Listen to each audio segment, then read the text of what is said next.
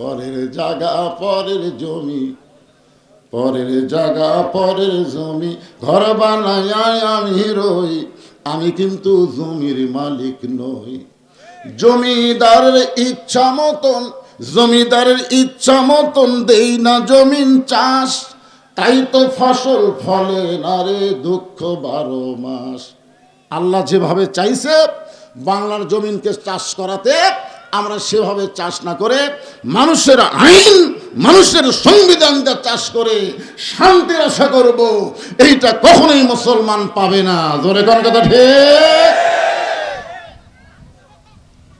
আল্লাহ ইমানদারকে লক্ষ্য করে বললেন, আমি আল্লাহর কাছে যদি কিছু পাবার চাও, যদি পাবার চাও, কে বলতেছেন? আবার এ ভাই জানে এইগুলো এখন চলবি না, এগুলো এখন করেন না, কারণ সময় কম। আল্লাহ বলেছেন, আয়াতটা খেয়াল করুন, সবারই জানা আছে, ফালিয়াবুদু রব্ব হাযাল বাইত আল্লাযী আত'আমাহুম মিন জু'ইন ওয়া আমানাহুম মিন খাউফ। ওই ঘরের বাইতুল আকসা, যেটার নাম কি? মসজিদে, আপনার নাম দিয়েছেন মসজিদে আকসা, একই তো, কোরআন শরীফে তো মসজিদে আছে।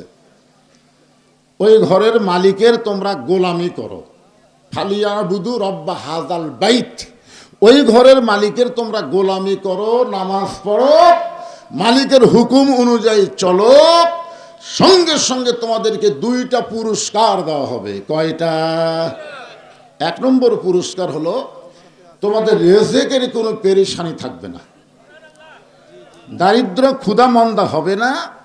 সমস্ত রিজিকের মালিক একমাত্র কে?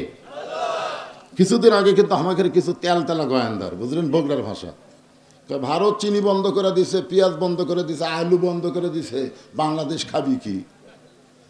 আর আপনাকে এবার আলুর খবর জানেন, খালি মাটি টান দিলে আলু বাড়ায়, কে ভিতরে একটাও মাটি নেই, খালি আলু। আয় হায়, আসার সময় দেখি রাস্তাত খালি আলু তুলে বস্তাকে বস্তা, খালি তোর আলু বন্ধ করে দিবি, ভারতের বর্ডার থেকে আসবে না, আসমান থেকে আল্লাহ দিবে। ধরে কোন কথা ঠিক? আপনারা বলেন তো, যেদিন থেকে ভারত এগুলো বন্ধ করছে সেদিন থেকে বাংলাদেশের কষ্ট বাড়ছে না ভারতের কষ্ট বাড়ছে? আল্লাহ বলতেছেন, ওমা মিন দাব্বাতিন ফিল আরদি ইল্লা আলাল্লাহি রিজকুহা, পৃথিবীর সমস্ত বিচরণশীল প্রাণী যারা, তাদের রিজিকের দায়িত্ব কার হাতে?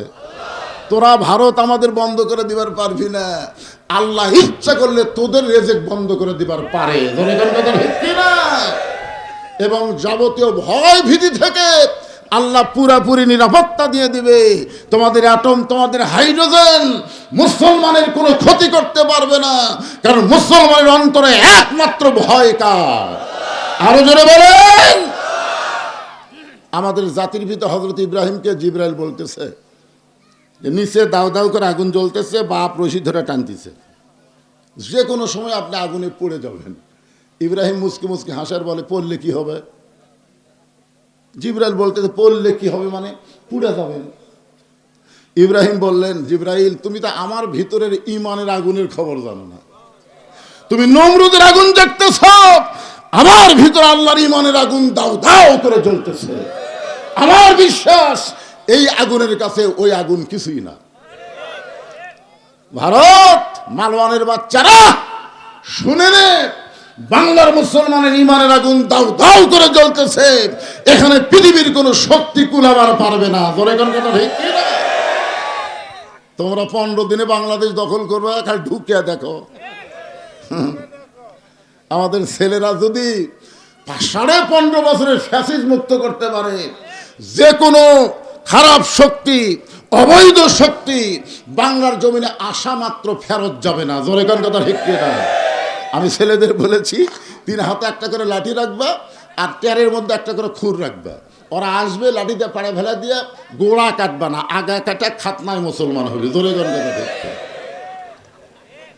ফালিয়াবুদু রব্ব হাযাল বাইত আল্লাযী আত'আমাহুম মিন জু'ইন وآمنهم من خوف يا أيها الذين آمنوا استعينوا بالصبر والصلاة إن الله مع الصابرين